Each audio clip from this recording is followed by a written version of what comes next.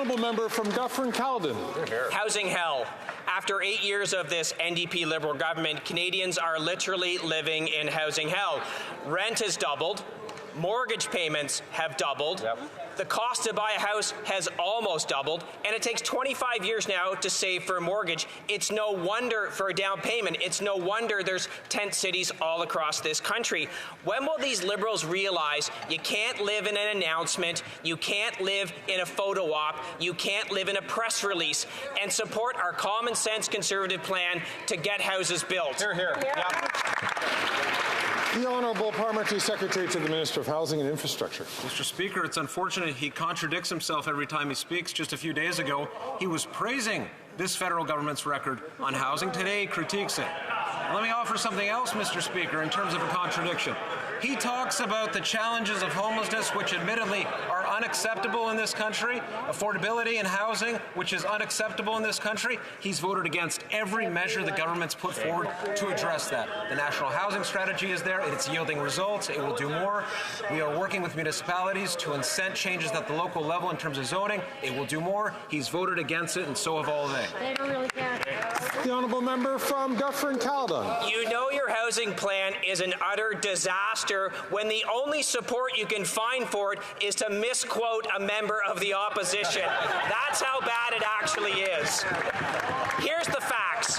Housing investments in December are down another 18%.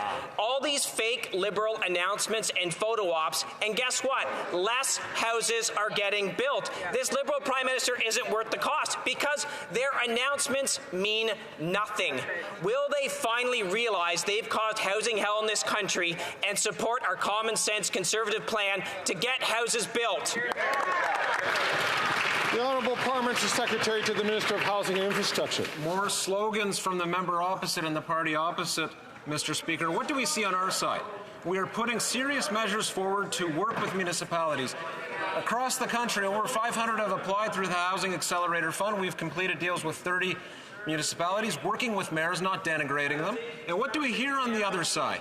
What do we hear?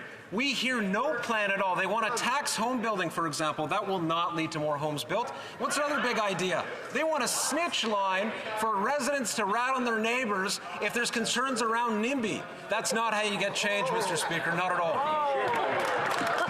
The honourable member from Kelowna Lake Country. Well, Mr. Speaker, after 8 years of this NDP Liberal government, the cost of rent and mortgage payments have doubled. And this is at a time when housing starts are down in 2023. Even if the Liberals' plan came to fruition, the CIBC reported that this Liberal plan falls 1.5 million homes short of restoring affordability. People are in a cost of living crisis, and yet the Liberal housing minister jumps from one photo op to another. No government has ever spent so much to achieve so little. When will this government build homes, not bureaucracy? Board. We are taking a comprehensive approach to building more housing. That means increasing supply.